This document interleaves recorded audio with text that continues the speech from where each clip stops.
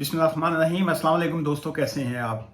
मैं उम्मीद करता हूं जी आप ठीक होंगे। आज की जो वीडियो है is about indefinite leave to remain on the basis of domestic violence और अब्यूज़।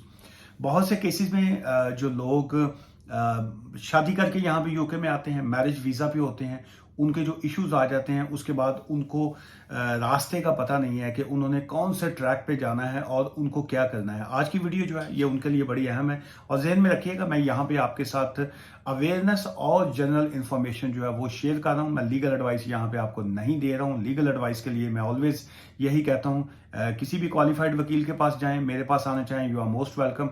अगर आप अफोर्ड नहीं करते हैं तो देर आर बहुत ज़्यादा जो है यहाँ पे citizen sports centres, advice bureau और इस किस्म के बहुत से अदारे जो हैं, चैरिटी ऑर्गेनाइजेशंस बनी हुई हैं जो आपको फ्री कानूनी मदद जो है वो भी देती है जी। अच्छा, देखिए इसमें क्या, अगर आपकी ऐसी सिचुएशन है, you are victim of a domestic violence अगर आप बनते हैं, तो क्या आप डायरेक्ट जो है वो इंडेफिनिट लीव टू रिमेन के लिए अप्लाई कर सकते हैं?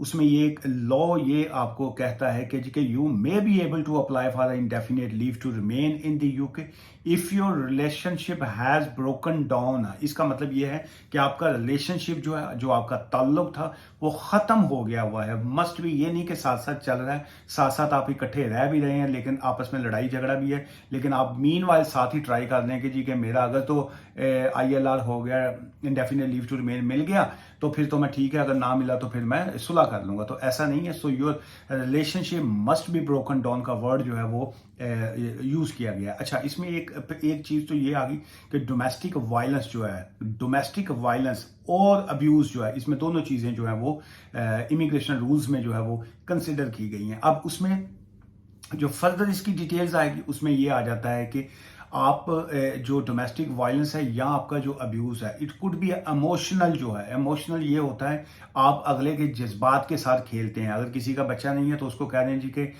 तुम ऐसे कोई बांझपन का शिकार हो, या तुम्हें ये प्रॉब्लम्स हैं, या अगर किसी की मैरिज टूटी हुई थी या ब्रेक हुआ, पहले डिवोर्स है, या कोई विडो है, तो आप उसको ये इस तरह के ताने मारना, टाउंट करना कि तुम पहले डिवोर्सी थी तो मैंने तुमसे शादी की, इस किस्म के जो इमोशनली तौर पे अगले को ब्लैकमेल करना जो है, ये भी इसी की क्लॉज में आ जाता है। फिर कंट्रोलिंग बिहेवियर जो है, अगले को कंट्रोल करने की कोशिश करना जो है। फिर उसके बाद फिजिकल और इसमें सेक्सुअल जो है असॉल्ट जो है वो भी आ जाते हैं। किसी को फिजिकली तौर पे हाथों से किसी को ऐसे को टॉर्चर करना, या किसी और तरीके से जो है सेक्सुअली असॉल्ट करना जो है, उसमें वो ये चीज़ें शामिल है।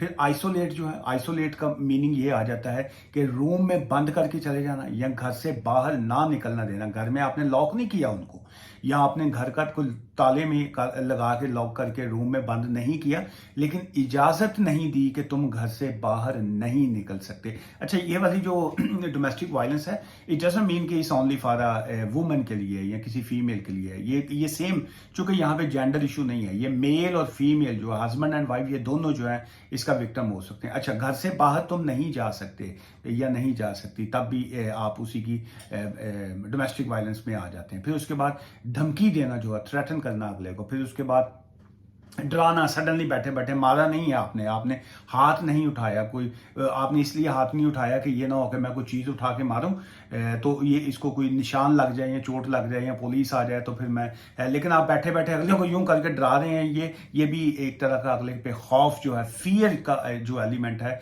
ये भी इसी की एक कैटेगरी आ जाता है। सो फियर जो है ये एक बड़ा एक खतरनाक अमल होता है। कोई रूम में बैठा टीवी देख रहा है, आप पीछे से स्विच ऑफ कर दें या कमरे की लाइट बंद कर दें, या घर का जो कोल्ड वेदर है और आपने ठंडा जो पानी ऑन कर दिया, गर्म पानी बंद कर दिया, ये एक खौफ फैलाना होता है, अगले को फियर देना कि जी के इस तरह की ये सारी चीज़ें जो है वो बटवा चेक होना है, आपका सोशल मीडिया के अकाउंट चेक हो रहे हैं, भाई इस किस्म की सारी चीज़ें जो हैं वो आप इसमें डोमेस्टिक वायलेंस या अब्यूज़ में ही आती हैं। अच्छा फिर इसमें बहुत से लोग जो हैं यहाँ पे स्टूडेंट आते हैं, वो कहते हैं जी हम हस्बैंड वाइफ स्टूडेंट आए थे तो हमारी लड़ाई झगड़ा हो गया तो हम भी जो है डोमेस्टिक वायलेंस के विक्टिम है। सो आप लोग डोमेस्टिक वायलेंस के इमिग्रेशन रूल्स में आप लोग फॉल नहीं करते हैं। ये जो डोमेस्टिक वायलेंस का ये कानून है, indefinite leave to remain on the basis of domestic violence and abuse, जो है इसमें जो आपका जो पार्टनर है वो must be a British citizen होना चाहिए, नंबर 1, या settled person in the UK होना चाहिए, या जो जिनके पास रेफ्यूजी स्टेटस जिनको मिला होता है वो होते हैं, और उसके बाद या उनके पास indefinite leave to remain. Obviously कहने का मकसद ये है कि there must be a settled person जो है वो होने चाहिए। अच्छा, फिर उसके बाद इसमें जो रिलेशनशिप की बेस आ जाती है वो बहुत क्लियर है। उसमें apply for indefinite leave to remain जो है as soon as possible, as soon as possible का वर्ड जो है ये बड़ा एक अहम है। बहुत से लोग जो हैं वो रिलेशनशिप उनका गड़बड़ कर जाता है, लड़ाई झगड़े जारी होते हैं, लेकिन उनके पास चूंकि वीज़ा वैलिड होता है और वो कहते हैं कि जी कि हम ये ना हो कि हम इस तरह की गड़बड़ करें या इस तरह का केस फाइल करें तो हमें जो है वो वीज़ा जो है हमारा गड़बड़ कर जाएगा। देखिए, जब आपका रिलेशनशिप ही ख़त्म हो गया तो वीज़ा ऑटोमेटिकली जो है वो टेक्निकली तौर पर ख़त्म हो जाता है। सो बड़ा क्लियरली लॉ में लिखा गया है, apply for indefinite leave to remain as soon as possible after the relationship breaks down. Do not wait until your current visa expires. Do not wait का वर्ड उन्होंने कहा है कि जी के इंतजार मत कीजिए कि जी के जब तक वीजा वैलिड है या वीजे की एक्सपायरी डेट नहीं आती उस वक्त तक हम वेट करें। ऐसा नहीं है, आप अपने केस को खुद से डैमेज करेंगे। सो इसके बाद इसकी अगर हम फीस की बात करें तो द एप्लीकेशन फीस जो है वो 2404 पाउंड है, आज के मुताबिक जो 2404 पाउंड जो है। अच्छा, इसमें अगर आप अफोर्ड नहीं करते हैं, आपकी फाइनेंशियल कंडीशन ऐसी नहीं है, so you do not have enough money to support yourself, तो देन जो है आप उनसे रिक्वेस्ट कर सकते हैं कि जी उनको आपकी जो फी है जो वो ना आपसे चार्ज करें। So you can include your children on your application if you are eligible. अगर आपके बच्चे हैं या इस तरह की कोई सिचुएशन है तो तब भी आप उनको अपनी एप्लीकेशन में जो है वो शामिल कर सकते हैं जी। अच्छा, उसके बाद जो खासकर ये लेडीज़ के लिए होता है जी, फीमेल्स के लिए, चूंकि उनके पास, बल्कि दोनों के लिए मैं कहूँगा कि लाजमी नहीं है इसमें, लेडीज़ हो या जेंट्स हो या कोई भी है। सो उसमें यह है कि अगर आपकी कंडीशन ऐसी है and you are going to be a homeless, जो है आपके पास फाइनेंशियल आपके पास दिक्कत आ गई है, आपके पास रहने की जगह नहीं है, सो देन आप इमीडिएट बेसिस के तौर पर victim of a domestic violence concession जो होती है उसके लिए आप उनसे कांटेक्ट कर सकते हैं और वो इमीडिएट तौर पे आपको किसी ना किसी रिफ्यूज सेंटर में या जो आपकी फाइनेंशियल जो भी सपोर्ट होगी, नहीं है अगर रिफ्यूज सेंटर में कोई प्लेस तो आपको इमीडिएट जो है वो किसी ना किसी होटल में जो है वो स्टे करवाएंगे and then they will social worker involve होते हैं, फिर वो आपको इंटरव्यूज वगैरह करेंगे, आपकी असेसमेंट करेंगे एंड जो है वो ट्राई कि आपको कहीं ना कहीं जो है वो अकोमोडेट जो है वो कर सकें। अच्छा, फिर उसके बाद ये है कि अगर आपके साथ बच्चे हैं या आपकी फाइनेंशियल कंडीशन ऐसी है तो वो आपको इमीडिएट तौर पे बेनिफिट्स वगैरह जो है वो भी साथ में शुरू करवा सकते हैं जब तक वो केस का डिसाइड नहीं करते। अच्छा, एप्लीकेंट जो है उनको प्रूफ क्या करना होता है? So applicant must establish their relationship जो है with their partner was subsisting, कि इसका मतलब ये होता है कि जिस वक्त आपने एप्लीकेशन फाइल की है उससे पहले जो है आपका रिलेशनशिप जो था वो ठीक चल रहा था, आप साथ में इकट्ठे जेन्युइन रिलेशनशिप था, लेकिन उसके बाद जो है वो आपका रिलेशनशिप में ये वाले वायलेंस के इश्यूज आ गए जिसकी वजह से अब आप जो है वो ये वाली पिटीशन जो है, ये वाली एप्लीकेशन जो है वो फाइल कर रहे हैं। Broke down during the last period of leave, जो है आप का जो पिछला रिलेशन था उसी की वजह से ही ये वाली सिचुएशन ऐसी आई है।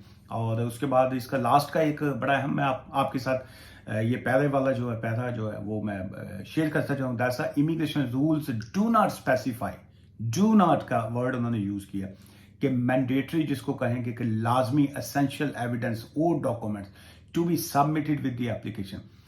हर केस में पुलिस इन्वॉल्व नहीं होती। अगर आपका कोई लड़ाई झगड़ा इस किस्म का हुआ ही नहीं कि आपको थ्रेटन टू लाइफ है तो पुलिस कहाँ से आएगी? सो इसलिए ये कहना कि मेरे पास तो पुलिस शामिल नहीं है, पुलिस की एविडेंस नहीं है तो मैं ये इस तरह का केस ही ना फाइल करूं। अच्छा, अब आपको मार कुटाई नहीं हुई, आपको चोट ही नहीं कोई लगी, कोई इंजर्ड ही नहीं आप हुए, तो आप डॉक्टर की रिपोर्ट कहाँ से लगाएंगे? अगर आप डिप्रेशन में हैं या कोई एंजाइटी के पेशेंट है, ऑब्वियसली फिर आप उस तरह की चीज़ें आप लगा सकते हैं, लेकिन हर केस टू केस जो है वो डिपेंड करता है कि आपकी सिचुएशन ऐसी है क्यों है या इस तरह की क्या है। फिर उसके बाद इसका all evidence submitted must be A considered and conclusion drawn जिसको कहेंगे कि वो ऑब्वियसली सफिशिएंट एविडेंस जो है वो आपने दिखानी होती है उनको। So obviously the balance of जो एविडेंस कहा जाएगा या जो चीज़ें हैं ऑब्वियसली वो केस वर्कर जो है वो देख के ही डिसाइड करेंगे। लेकिन इस तरह के केसेस में आखिरी बात जो मैं आपसे शेयर करता चाहूँ वो ये है कि